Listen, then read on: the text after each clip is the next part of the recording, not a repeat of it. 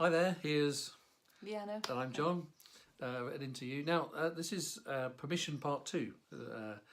We may do more than 2 of these because it's such a big subject. So if you watch the first permission one, where we left you at is when people have a sense of feeling trapped. Usually their next step is to blame someone else for being trapped, or their circumstances, or whatever it is. You know, it's not them, it's that feeling of entrapment is being imposed on them from something else. And we came to the subject of permission, which is where this sort of short series of videos is about. And what we're talking about with the whole permission side of things is, and how we left it at the end is to don't do anything. Okay, just stop and think and reflect, because there's a real danger of actually acting in that moment of, you know, if people are acting out of anger, anxiety, stress, and all those kind of things. What happens there, Liane? When you act out of anger or scarcity, you will be in a part of the brain which has to do with survival. So it is not the best choice you can make. That's really good when you're in a house on fire. It will react really fast. Yeah. But to really know what you want, it's actually thinking less. Think as little as possible and feel more. Yeah, you have to slow down in any shape or form. You can think of. So for some people it's playing golf, for some people it's going away, for some people it's actually dropping for a moment all these demands placed on them. And the slower you become, the more you go into feeling. When you are slow enough, when you feel good, yeah, and we all have these moments, you're watching a sunset and suddenly you feel good, just maybe for a moment. That is the perfect state to be connected to yourself and to make really, really good choices. Yeah. Now, and this sounds like real hippy-dippy shit, you know, I get it. You know, we're I completely understand it, but like, trust me, from the hard-nosed engineering and science background of the past 15 years of coaching and so on, there really is a sense that you can overthink things. And you've got to come back to yourself, and where you start from yourself is that sort of centered place. And we all have those places. We all have, you know, for many people, it's, you know, taking a walk in the countryside. I'm always, I'd love to be in a place where I can own dogs, for example, because they're a great way to recenter and refresh every day, because they're so present in the moment, which is kind of where you're looking for, you know, to be present in the moment with how you feel. And connected with those emotions. That's the kind of thing that we, connect with your inner Labrador, okay? Or cat. Yeah, or cat. Who's and then from that place, that's where you start to make choices. So what we're saying, so this part 2 permission kind of thing. Okay, you realise that actually you're choosing to give other people your power and take options from you. And it's time to start taking some of those choices back. We can rush into some choices, in a state of anger and anxiety or stress. But actually, we need to sit with ourselves for a while to really work out what is gonna feed us and be most valuable to us.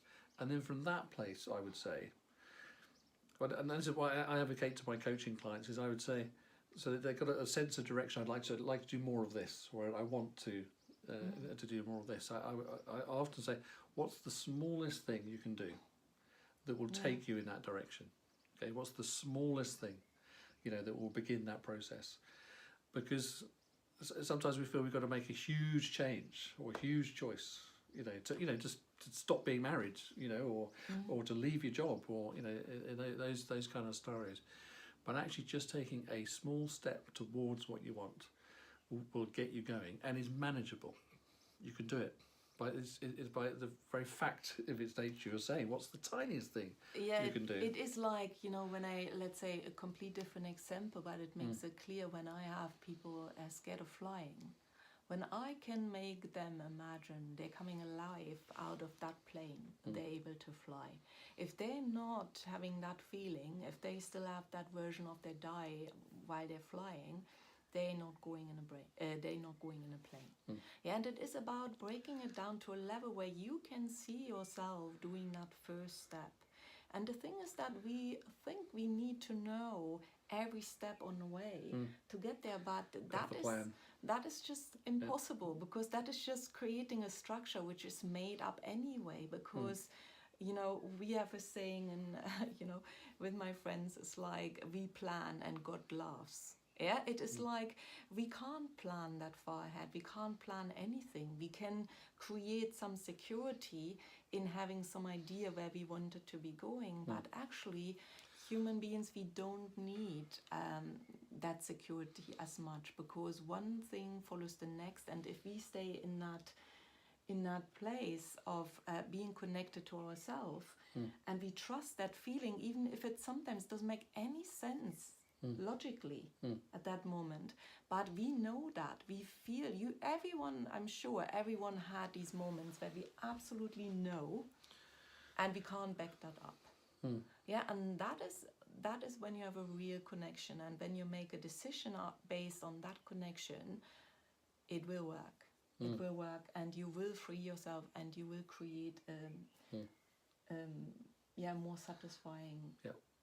And actually, I'm going to slightly disagree with Liane on here as well, that actually for some people out there, not having a plan would be really stressful. Okay? But honestly, I mean, and you know through our workshops and other stuff that we do, there's some people that really need to have a plan. There's a real kind of avoidance of chaos, which is important for them, and for their sense of security in something is they want it written down, they want to have a plan, they want to have a step-by-step process, which is fine. That is the first smallest step that they do. Okay, so, you know, go ahead, think about the thing you want to do and write a plan. Okay, you still haven't done anything yet. The reality is the first thing that, you know, if you put that plan in place, fine. But I know, and you know, that as soon as you take the first step into that plan, something's going to change. Yeah. And the plan will change. Okay? But great, it's great if you feel comfortable that you've got your plan there in the first place. Yeah, there's nothing against using tools, and I have lots of clients, you know, depending on their personality, depending on, you know, their rule book. Yeah. Of course, I create detailed plans with them if they feel more comfortable doing that step. Yeah. Yeah. But knowing that when they feel relaxed enough and when they feel grounded enough, they don't need it.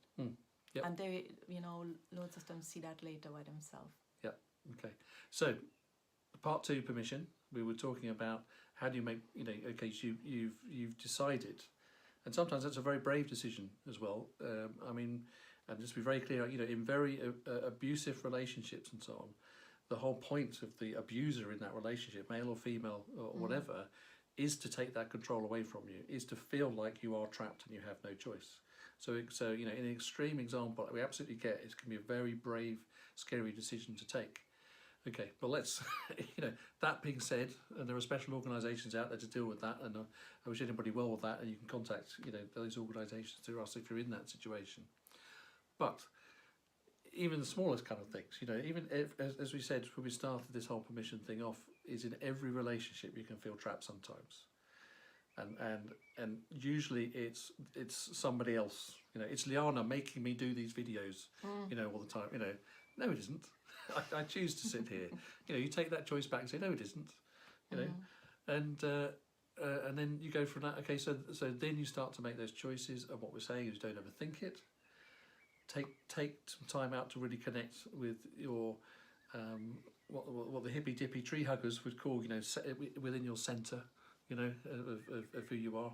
But what we mean by that is walking the dog, sitting on a beach. Yeah, take a breath. You know, some people do meditation, but even having a conversation can be meditative. Yeah. You know, or having a cup of tea. Yeah, you know what works for you, and it's important to then take that time to do that. And then from there, you start to make some other choices, okay? Yeah. And whether you've got a plan or not, you know, it's taking small steps in the direction where you want to go, okay? And we talk about that in the next video. And the next video, what we'll talk about, I think we'll come on to, is the resistance that you're going to receive from people, because we are all parts of a system, and if we change our part of the system will resist, okay? So no doubt about it, it will resist, okay? So what do you do about that? What do you do about that? And some very important things coming up in the next section on permission. Okay. Bye. Bye for now.